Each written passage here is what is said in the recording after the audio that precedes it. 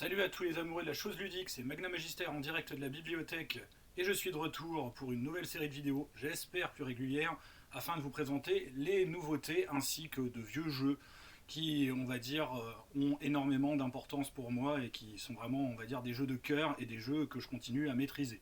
Les nouveautés aussi d'ailleurs, vous verrez que je les maîtrise également. Et pour la première, eh bien, je vais vous présenter tout simplement Bitume. Bonjour la pavasse. Ah oui, elle est lourde celle-là. On l'a attendue longtemps. Elle est arrivée il n'y a pas longtemps. Je l'ai maîtrisée cette semaine, pour ainsi dire. C'est-à-dire la semaine où va sortir la vidéo, je l'ai maîtrisée en fait en début de semaine. Et bah, je vais vous en parler un petit peu. Mais tout d'abord, comme d'habitude, un petit point historique. Bitume, c'est quoi? Bitume, voilà, c'est ça. Alors celle-là, c'est la quatrième édition. Voilà, l'une des plus récentes que j'ai réussi à trouver. Donc Bitume, eh ben, c'est le jeu mythique de Croc, voilà, qui date des années 80. Donc normalement ça doit être 86 pour les premières éditions, voilà, où Croc faisait le tour des conférences habillé en biker avec une barbe comme ça, des cheveux jusque là. Moi je suis jaloux, j'ai pas de barbe et mes cheveux sont pas assez longs.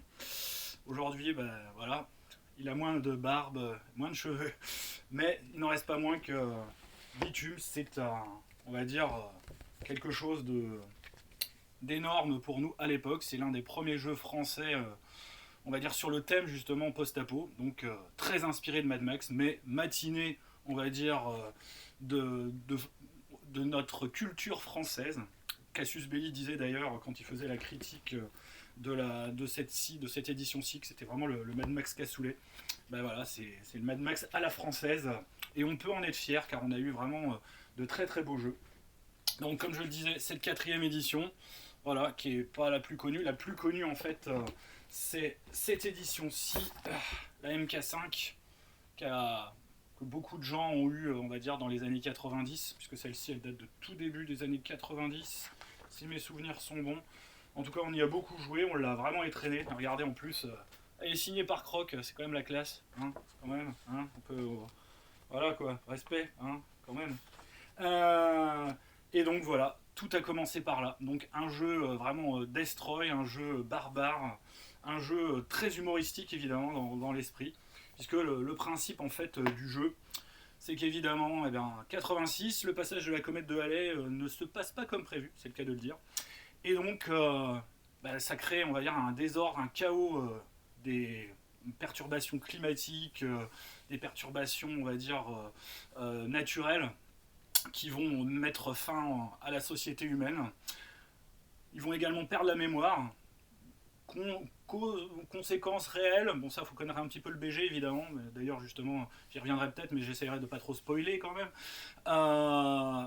Et voilà, tout le monde perd la mémoire et en fait la société va se reconstruire à partir des miettes, à partir des vestiges de l'ancienne société, et c'est ça qui va donner lieu justement à l'humour, parce que bah, tout va être recomposé en fonction de ce qu'ils vont retrouver, et évidemment ils vont l'interpréter de manière complètement débile, il faut quand même dire ce qui est, ils vont être complètement à côté de la plaque, et c'est ça qui va créer, on va dire, vraiment quelque chose d'unique.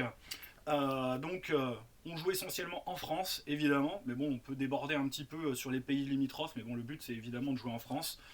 Les premières éditions proposaient donc de jouer différentes tribus, donc en fait on était issu d'une tribu. Alors ce qui était assez, on va dire, étrange dans le système de jeu, c'est que en fait notre personnage était un archétype justement issu d'une tribu, mais qui n'en faisait plus partie d'une certaine manière et qui composait un groupe nouveau, qui était, on va dire, un groupe plus ou moins de gens, on va dire, de mercenaires. Ce que justement la nouvelle édition a remis un peu à plat, et c'est l'un des points, on va dire, intéressants, on va dire, en termes de propositions ludiques, pour justement permettre de jouer au jeu très simplement. Enfin, en tout cas, de manière immédiate, sans se prendre la tête. Avant, donc, bah, on faisait un petit peu ce qu'on pouvait. On créait un groupe, on va dire, à partir donc, de gens issus de tribus. C'était pas très clair, on va dire, dans les règles, mais bon, on jouait plus ou moins, en fait, tacitement des mercenaires, ce qui maintenant, on va dire, est clairement exposé, en fait, dans la dernière édition. Donc, voilà, il y a eu également la dernière édition qui date du milieu des années 90, donc l'édition dite 10e anniversaire. Voilà, donc ça doit être bah, techniquement de 96, hein, si elle est bien sortie en 86. Ça doit être ça. Là, j'avoue, sur les dates, en plus, elles sont pas mises sur les bouquins, donc c'est dur de retrouver les dates. Et j'avoue, j'ai pas révisé. Désolé, ça arrive de temps en temps. Où là, donc, on avait vraiment une édition complète avec toutes les tribus, toutes les petits ajouts dans les suppléments, voilà, le BG évidemment, les secrets du monde, en particulier sur les fourmis. Voilà. Et c'était vraiment génial. Voilà. Puis plein de petites règles additionnelles. C'était vraiment une édition très complète. Voilà, vous voyez, c'est vraiment pas un gros bouquin. Hein. Bon, les feuilles de perso étaient pas sensationnelles hein, en termes de. Voilà, ça c'était la feuille de perso, c'était quand même pas sans ça en termes de. Mais on s'en fout. Le jeu en lui-même en valait largement la chandelle.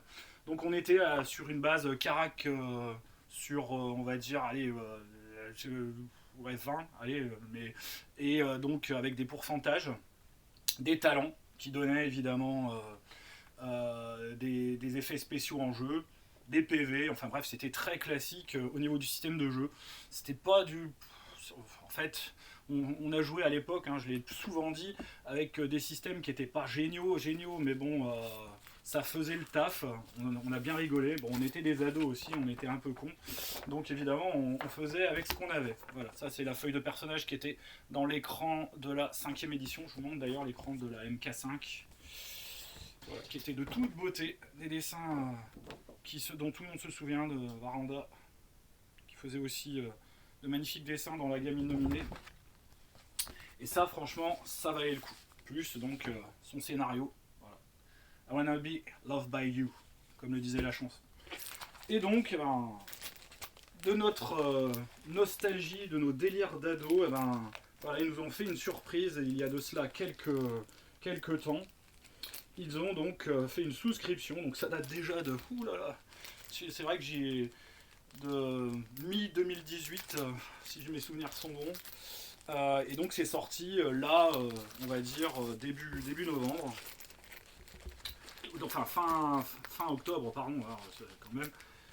Mais bon, les derniers ont dû le recevoir début novembre. En boutique, c'est déjà quasiment complètement épuisé. J'ai vu ce matin sur Philibert, ils n'ont plus du tout le pack que je vais vous présenter, ils n'ont plus du tout le livre de base. Il y avait eu des extensions aussi, il y en avait eu pas mal, donc moi j'avais réussi à rechoper. Donc Paris-Brest, c'est une petite campagne qui mène jusqu'à la Bretagne, qui est un lieu un petit peu particulier. C'est déjà un lieu particulier de nos jours, hein, la Bretagne, donc dans l'univers de Bitume c'est encore pire. Et voilà, et Pizza Piquette, donc voilà, là c'est sur la région de la Bourgogne et on va jusqu'en Italie, avec justement l'intrigue sur le mur, le fameux mur qui reprennent d'ailleurs dans la nouvelle édition. Donc ça c'était vraiment pour l'essentiel de la gamme, où il y avait eu pas mal de petits suppléments en plus, mais qui ont été, donc, comme je le disais, intégrés aux éditions. Et donc on a une grosse boîte, donc vous voyez, voilà, elle est bien épaisse. Hein. Pourquoi ? Parce qu'en fait, je pense qu'on va pouvoir y ranger pas mal de suppléments. Donc ça, c'est chez Dead Rose. Oups, pardon, la boîte est tombée. Et voilà, c'est une belle boîte en plus avec un petit... une lanière en tissu comme ça pour choper les bouquins, c'est plutôt intelligent, parce que c'est vrai que parfois choper les bouquins dans la boîte c'est pas évident. Et donc le pack que moi j'ai reçu se composait, donc c'était pour un pack à environ une centaine d'euros, hein, avec les frais de port ça devait faire 120. Le livre de base, le voici, donc plutôt couverture dure, illustration très sympa, il fait combien de pages ? Bien sûr il y a des pages. Ça doit faire à peu près 260 pages, à peu près, quelque chose comme ça. Parce que là, j'arrive sur les dernières pages, on est déjà à 250. Voilà. Autre chose, donc il y avait également le catalogue Manu France, donc du matos pour tartiner son voisin. Il y en a plein à toutes les pages. Des véhicules, des améliorations, plein de choses sympas. L'écran, le voici. Alors, je vais le sortir parce que moi j'ai toujours l'habitude de mettre tout dans les plastiques. Voilà. Le plastique c'est fantastique, mais surtout ça permet de protéger ces écrans et ces livrets de jeu qui sont vraiment fragiles. Donc il y avait le fameux écran, écran format paysage, à l'italienne diront certains, donc qui est plus bas, comme ça les PJ peuvent se venger en vous balançant des trucs par-dessus, c'est moche, mais il est vraiment stylé, là, franchement. L'écran est génial. Oh, ça tanguait un peu. des cartes. Il y avait donc en cadeau différentes séries en fait, de tirés à part avec des cartes de France. C'est le cas de le dire. Généralement, quand on dit ça, on a toujours des idées qui nous viennent. La carte de France qui est dans le bouquin à la fin du bouquin de base en version on va dire plus grande avec les localisations des tribus. J'étais assez content parce que moi j'avais placé ma campagne dans ma région, c'est-à-dire à Reims, et je ne m'étais pas planté sur la tribu qui dominait Reims. C'était les conservateurs. Un bloc de feuilles de personnages que je n'utilise jamais. Je préfère faire des photocopies, comme ça détruit la nature, c'est trop bien. Et évidemment aussi donc le livret avec dedans une description de Paris. Voilà, donc Paris vaut bien une miss. Et en plus il y a un scénario et plus la description de Paris. Voilà. Donc évidemment c'est fait par les potes de Croc, hein, donc c'est tout à fait officiel, hein, ils ont pas fait ça en scred, de toute façon je pense qu'ils ne pouvaient pas trop. Et c'est vraiment bien fichu au niveau du ton, du style, on retrouve quand même un peu l'univers un peu potache. Bon, j'ai l'impression quand même qu'ils se sont un petit peu bridés, hein. Voilà, il y a pour pas trop choquer le chaland, mais bon, on a des illustrations quand même plutôt pas mal. Bon, ça reste très c'est moins beau que Varanda, je dois quand même le reconnaître. Bon, ça a l'avantage d'être en couleur, là où les précédentes éditions, à part la couverture, c'était évidemment en noir et blanc. Mais ça reste quand même, voilà, il y a des choses qui sont tout à fait potables. Moi, surtout les illustrations en fait des gens des tribus sont vraiment bien fichues. Je vais vous les montrer après, puisque c'était des tirés à part qu'il y avait en plus. Voilà, et donc il y a un recueil de scénarios. C'est vrai que je vous montre le supplément et je vous dis même pas. Donc un recueil de scénarios qu'il y avait en plus.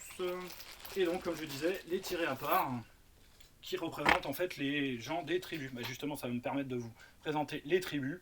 Donc voilà, déjà les mécanos, donc eux, enfin les garagistes, c'est comme ça qu'ils s'appellent.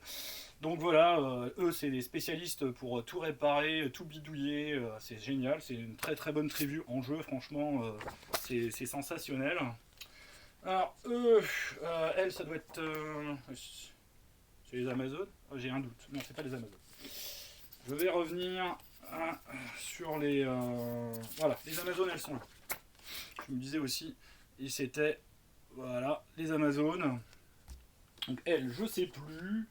Eux, ça doit être les punks. Il doit y avoir également donc les... là c'est Croc hein, en fait hein, qui est représenté tout simplement. Donc ça doit être probablement les Hells Angels. Là ça doit être peut-être les Fils du Métal. Je reverrai hein, de toute façon, je referai la description.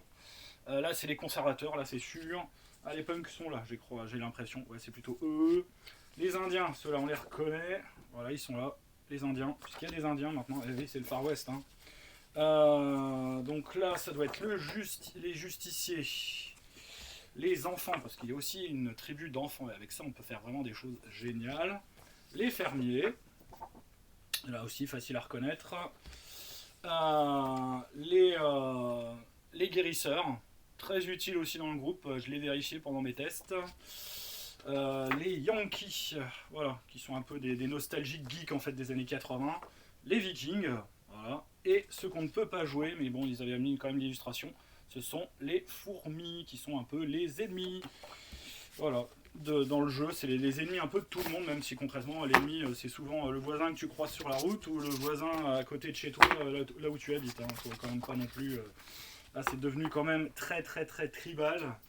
Donc généralement le voisin on n'a pas très très loin à aller chercher pour trouver comment dire à se taper la tronche avec lui. Généralement parce qu'il en veut à ce que toi tu as et que lui n'a pas, ou pas tout simplement parce que c'est un peu on va dire un enfoiré comme dirait Coluche qui nous manque et que ils veulent vous taper juste parce que c'est des gens devenus extrêmement primitif, extrêmement violent. Voilà. Donc ça, c'est bon. Alors après, j'ai racheté un truc en plus qui n'était pas dedans mais que j'avais eu en PDF, c'est le roadbook. Voilà, le roadbook en fait, c'est le résumé des règles à destination des joueurs avec plein de petits ajouts. donc il y a des voies alternatives pour les PJ. Donc des voies de tribu alternatives pour les PJ. Il y a également des voies supplémentaires pour les PNJ. De quoi créer une région. Une variante de création de personnages. Le système de prestige également. Qu'y a-t-il encore en vrai et je crois qu'il y avait aussi un système, j'avais vu, de gestion de communauté. Voilà, c'est ça. Donc plein de petites choses additionnelles. Donc il y a déjà quand même pas mal de pages donc, qui résument les règles, une cinquantaine. Donc c'est plutôt pas mal pour donner aux joueurs. Vous n'avez pas besoin comme ça de filer le bouquin de règles. Et à partir donc, de la page 52, voilà, vous avez les nouvelles voies et les choses intéressantes qui nous donnent en plus. Bon, c'est pas, on va dire, d'une utilité, on va dire, impérieuse, devrais-je dire, mais c'est plutôt pas mal. Alors, le bouquin de base, eh ben, déjà, ils ont fait un choix que moi je trouve, on va dire, discutable. Soyons déjà, on va dire, un peu chafouins, c'est le système chronique oublié. Alors le système chronique oublié, j'ai rien contre, il fonctionne très bien. Il a été très très bien fait. Pour le fantasy, ça marche très très bien. J'ai fait une campagne en chronique oublié pendant plusieurs années. Pour du Medfan, c'est vraiment, ça colle très bien. Ça existe évidemment en version contemporaine pour Cthulhu, par exemple, qui est très très bon aussi. C'est une bonne alternative au système de Cthulhu de chez Chaosium. Et donc ils ont choisi le système chronique oublié, c'est la mode. Je dirais malheureusement, c'est la mode. Et bon, ça marche bien. Je l'ai testé. La création de personnages, les avantages, les différentes voix, c'est bien vu. Ça retraduit bien l'esprit, on va dire, de l'univers de jeu, qui est un univers destroy, un univers, on va dire, post-apo, où le but c'est de survivre. Et donc, les personnages sont par contre extrêmement fragiles. J'en ai 2 qui sont tombés à ma table pendant les tests.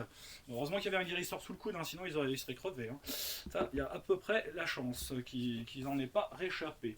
Donc, voilà, le bouquin vous présente donc déjà qu'est-ce que c'est que le jeu de rôle, l'histoire du monde, avec, on va dire, toujours les petits traits d'humour. Mais comme je vous dis, moi je pense qu'ils se sont un petit peu restreints pour pas choquer le chaland. Il y a des petits jeux de mots partout, des petites références évidemment qui sont toujours sympas à voir. Il vous présente donc ce qui s'est passé, puisque aujourd'hui on est techniquement donc en 2026 dans l'univers. Les communautés se sont mises en place selon donc les grandes tribus qui définissent le jeu. Sauf que les personnages joueurs, eux, ne vont pas jouer un membre de la tribu. Ils se sont fait purement et simplement virer, ils n'étaient pas compatibles, ils se sont barrés parce qu'ils en avaient marre, et ils ont formé donc des groupes de mercenaires, qui est l'une des tribus justement qui n'existe plus là-dedans, puisqu'avant il y avait la tribu des mercenaires. Donc maintenant tous les PJ sont mercenaires, c'est plus simple, et sont originaires d'une tribu. Et il y a une autre tribu qu'ils ont mis de côté, que moi je trouve ça dommage, les marchands. Pourtant je pense que si on voulait faire un petit peu de gestion, un petit peu de, on va dire, quelqu'un avec du bagou, parce que les voix en plus le permettent, d'avoir une personne qui est un peu le négociateur, on va dire, de la tribu, le roublard, si je puis dire. Moi, je pense que d'avoir laissé les marchands, ça aurait pu être pas mal. Bon, c'est mon avis personnel. Ils écrivent donc après le système de règles, donc des 20 plus bonus, qui est issu souvent de votre carac plus un bonus de voix, c'est comme ça. Donc les difficultés, évidemment, ne sont pas sur la même échelle que celles du grand ancêtre des dés. Elles sont un peu plus basses, c'est-à-dire que voilà, si vous faites déjà un 10, c'est pas mal. Si vous faites, on va dire, un 15, c'est vraiment très bien. Et 20, vous avez vraiment trop de bol, quoi.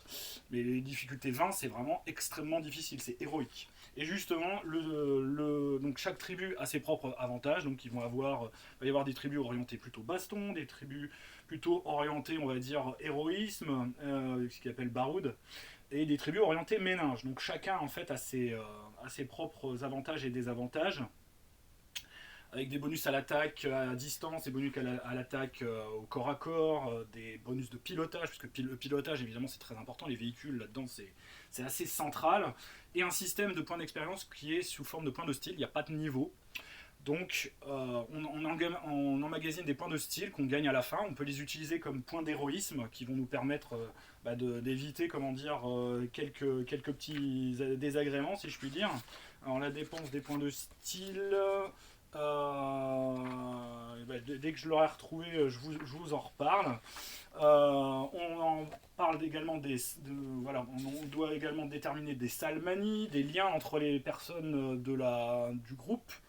Donc tout ça, c'est plutôt pas mal fait. Bon, moi, j'utilise pas les liens, hein. J'ai zappé là-dessus. Parce qu'il y a des choses, parfois, on peut tirer des trucs qui peuvent, je pense, foutre la merde dans le groupe. Et il y a déjà tellement, on va dire, lieu de foutre la merde dans le groupe que ça sert à rien. Après, les voix des tribus. Donc, voilà. Alors, je vais essayer de. Parce que la lumière fut. Voilà, ça, c'est les voix de toutes les tribus.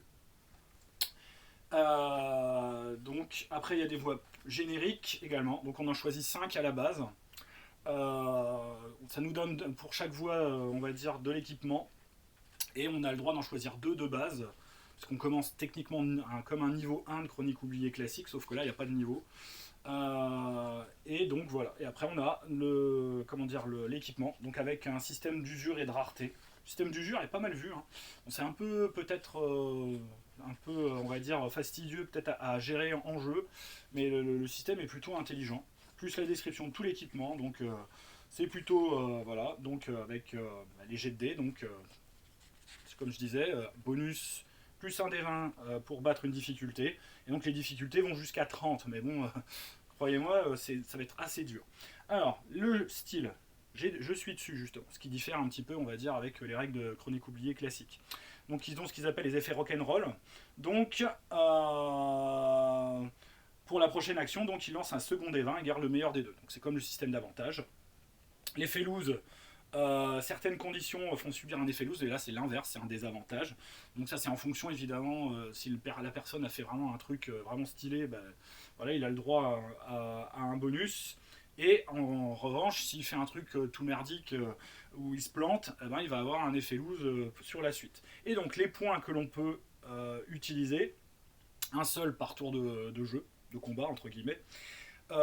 Si on dépense donc pour l'effet rock'n'roll, donc on lance un des 20 supplémentaires, on conserve le meilleur. La réussite héroïque, si on obtient un critique, on peut le transformer en réussite héroïque. Et on peut également dépenser un point de style pour rester debout, même si on s'est fait emplâtrer à coups de batte ou qu'on s'est pris une grosse bastos dans le buffet. Voilà. Donc ça permet un petit peu. Généralement, les personnes, ils ont entre. Alors, s'ils ont vraiment pas de bol, ils ont 2 points de style. Et ça va jusqu'à peut-être une dizaine, puisque c'est le bonus de charisme qui l'augmente, du moins à la création, puisque après on les gagne comme des points d'expérience. Ça va, ça permet, on va dire, que les personnes ne meurent pas, comment dire, au premier coup de vent, ce qui est plutôt pas mal. Voilà, donc ça, après, les règles, évidemment, sur tout ce qui est survie, en milieu hostile, les chutes, le feu, le poison, les pièges, etc., etc. Le combat, donc voilà, ça reste très classique, hein, dans le système chronique oublié, hein, voilà, on fait des blessures, quand tu retombes à 0 PV, bah, t'es mort. Et la nouveauté, vraiment, c'est le système de course-poursuite, qui n'existait pas avant dans les règles, du moins sous cette forme-là. Du moins, j'ai pas souvenir que dans Cthulhu, il y avait des règles de poursuite de cet acabit. Donc, on détermine la distance à laquelle on est au départ. Et tout simplement, après, on va faire des enchères pour dire, ah bah moi j'essaye de me rapprocher, donc je vais dire, ah bah moi je peux faire cette manœuvre à telle difficulté, toi est-ce que tu veux faire mieux? Alors, on peut faire des enchères secrètes ou des enchères ouvertes. Je pense que les enchères ouvertes, ça doit être beaucoup plus sympa, très sincèrement. Et c'est en fait, une variation qui est offerte par un encadré, là, ici. Et c'est vraiment. Voilà. Et le système est franchement sympa, hein. Donc, et ça marche pour tout, hein, évidemment, pour les courses-suites à pied, à vélo, en voiture, c'est surtout en voiture, en camion, en bateau, en avion, tout ça, ça marche. Voilà. Après, on a comment créer ces PNJ. Donc voilà, le niveau de puissance, les voix qu'ils peuvent avoir, donc ils ont chacun des voix particulières. On a même des prédefs qui sont prévus juste après, donc des PNJ prédéfinis comme ils disent. Et ensuite on arrive sur, on va dire, la description des tribus, qui est vraiment comasse, hein. Voilà, là on commence par les Amazones évidemment, c'est par ordre alphabétique. Donc je disais les Amazones. Donc là, évidemment, ce sont les tribus, on va dire, de féministes de l'époque, qui sont évidemment, qui détestent les hommes, qui veulent, on va dire, les tailler en pièces et garder les meilleurs morceaux. qui se reproduisent, on va dire, ça c'est un peu un secret, donc j'en parlerai pas trop sur la manière dont elles se reproduisent. On sent un petit peu quand même l'héritage après pour certains jeux, genre Bloodlust pour les CKKR, hein. Il y en a certains qui me comprendront. La confrérie du serpent, donc c'est plutôt, on va dire, les infiltrés, les fouilles merdes, qui viennent s'infiltrer un peu chez les autres. Bref, voilà, c'était ça l'illustration que j'avais pas réussi à identifier, c'était celle justement de la confrérie du serpent. Donc eux, voilà, c'est assez insidieux, ils vont chez les autres, ils foutent la merde, et ils essaient d'en tirer, on va dire, le maximum d'avantages. Les conservateurs, voilà, donc eux, ah ben eux ils sont plus pour la tradition, donc ils veulent que les choses ne bougent pas, ne changent pas, ils veulent ressusciter le passé, on va dire, glorieux. Donc vous voyez, ils ont un magnifique étendard, l'étendard de Carrefour. Magnifique. Les enfants, donc eux, bah, c'est des tribus de gamins qui survivent comme ils peuvent et qui vénèrent la plupart du temps, on va dire, des héros de BD, de bande dessinée ou des voilà qui vénèrent le Père Noël. Moi j'avais fait on va dire, une tribu d'enfants et qui vénérait le capitaine Flamme, c'était plutôt sympa, qui avait remis en place les rites de Noël, c'était génial. On avait bien rigolé. Les fermiers, voilà, donc très utile dans le groupe, hein, si vous voulez bouffer, avoir un fermier c'est quand même utile. Voilà, elle est plutôt sympa la fermière, c'est très stylé. Donc là j'ai testé parce que j'en avais un à ma table et il est vraiment, vraiment très sympa. Il fait surtout, comment dire, une de ses voix, il fait un alcool avec la voix du bouilleur de cru qu'on peut prendre, hein, c'est pas la voix principale du fermier, qui concrètement est un bon boost pour apprendre avant le combat. Quand on prend une bonne vieille gorgée de gnôle, voilà, c'est bien français ça, on se biture et on a des bonus. Ça c'est trop bien. Les fils du métal, donc eux, voilà, c'est des amoureux de tout ce qui est en fer, en acier, des grosses voitures, des armes, et donc eh ben, ils pillent tout, ils cassent tout. Voilà. Les garagistes, donc eux, eh ben, c'est très utile dans un groupe parce qu'ils bidouillent, comme je le disais, les véhicules, ils sont vraiment trop trop forts. Leur voix est vraiment, bah, c'est cheaté. De toute façon, chacun dans leur domaine, ils sont très spécialisés pour chaque membre de tribu, et qui est, on va dire, l'essence même de leur tribu, ils savent le faire bien dans le système de jeu. Ce qui est quand même ce qu'on demande. Les guérisseurs, donc eux, pareil, bah, si vous n'en avez pas un dans le groupe, c'est la mort. Dans ma première campagne, c'est ma femme qui en jouait une, et franchement, elle était extrêmement utile. Les Hells Angels, donc eux, bah voilà, ils sont à moto, ils sont cool, et voilà, si vous aimez Son of Anarchy, bah, vous êtes dedans, hein, c'est exactement ça. Les Indiens, alors les Indiens, c'est un peu particulier, hein, c'est pas des vrais Amérindiens, hein, on se dit mais qu'est-ce qu'ils foutent là, des Amérindiens en France? Non, ce sont des communautés, on va dire, originaires d'Afrique du Nord, du Maghreb en particulier, qui quand, on va dire, elles se sont on va dire, recomposées en tribus, on considérait, on va dire, que c'était des Indiens. Voilà. Donc moi je les ai fait, on va dire, pure style, avec des babouches, des arcs décathlon, c'était trop bien. C'est les Indiens, voilà. Les justiciers, donc là voilà, ça je l'ai pas testé, j'en avais un dans mes pré-tirés, enfin dans les pré-tirés que j'avais fait. Donc c'est un mélange entre Judge Dredge, Charles Bronson, l'inspecteur Harry, voilà, eux ils sont là pour rendre la justice, et c'est vraiment un archétype plutôt sympathique, quoi, parce qu'en plus il doit se composer un code d'honneur, un code moral, qui est vraiment très très très sympa. Et à suivre. Les punks, je m'étais pas trompé. Voilà, les punks avec voilà, une imagerie un peu orange mécanique, hein, pour ceux qui l'auraient reconnu. Donc eux, bah, voilà, c'est Destroy, combat à main nue, etc. Les skins, donc bah oui, il y avait aussi des skins, fan du PSG en plus visiblement. Pareil, c'est assez clair au niveau des codes, hein, il n'y a pas vraiment de surprise. Les Vikings, mes préférés, comme diraient certains. Voilà. Donc les Vikings, c'est un peu la menace quand même qui plane sur toutes les tribus françaises, qui viennent de très loin à l'est, au nord-est, et ils essayent évidemment de conquérir le pays, de piller et tout. C'est vraiment des enfoirés les Vikings. Mais c'est un type de personnage très intéressant à jouer. Les Yankees, comme je le disais, donc des nostalgiques, des geeks nostalgiques des années 80. Voilà. Donc il faut leur choisir évidemment un peu leur délire. Et évidemment après vous entrez dans les secrets, donc vous avez la description des fourmis. Alors les fourmis, j'en dirais juste un petit mot, hein. Si vous voulez pas vous spoiler en tant que joueur, alors, bah, vous passez ce moment de la vidéo. Les fourmis en fait, donc c'est des humains qui vivent sous terre, qui ont réussi en fait eux à garder une certaine technologie, qui ont d'ailleurs provoqué quelque peu l'effondrement de la civilisation. Ils étaient un peu à l'origine à cause d'un virus qu'ils ont balancé sur l'humanité qui a eu pour effet justement, c'est eux qui les ont fait oublier justement la civilisation. Sauf que eux, ben voilà, à force de vivre entre eux dans leur cahute, déjà ils sont devenus blancs comme des culs, et en plus ils dégénèrent quelque peu. Voilà, donc ils sont pas très. Non, ça c'est pas trop quoi. Et donc ils sont obligés un peu de régénérer, donc ils interagissent avec la surface, ils font en sorte que tout le monde en plus soit le chaos qui se fout sur la tronche pour éviter eux que les tribus s'unissent pour évidemment aller leur taper dessus, parce que sinon voilà.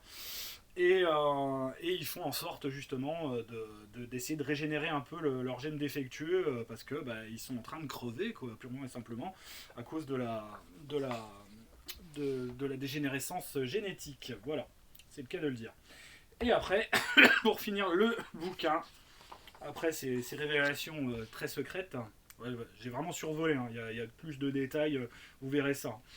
Mais voilà, je vous conseille de l'acheter évidemment. Trouvez-le, ça vaut quand même le coup. Si vous connaissez pas du tout Bitume, ça vaut quand même le coup de s'y mettre, parce que voilà, pour jouer comment dire un jeu détendu, fun, il y a ça dedans quoi.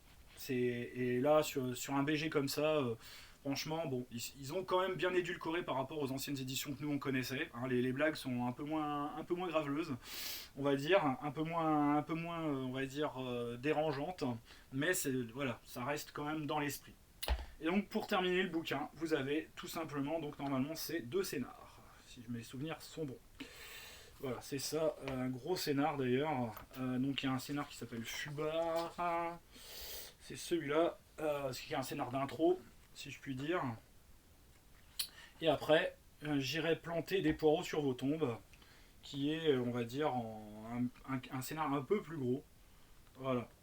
Et après, ça se termine évidemment avec les pages souscripteurs et les belles mécaniques. Et donc la carte de France en petit format. Voilà. Donc ça, c'est pour le bouquin de base. Comme je vous ai dit, donc le roadbook, c'est le résumé des règles. Enfin, c'est vraiment le chapitre des règles repris à la page, hein. Comme ils font un peu les cahiers de personnages pour des jeux de Modiphius. C'est exactement le même principe, avec des petits ajouts quand même.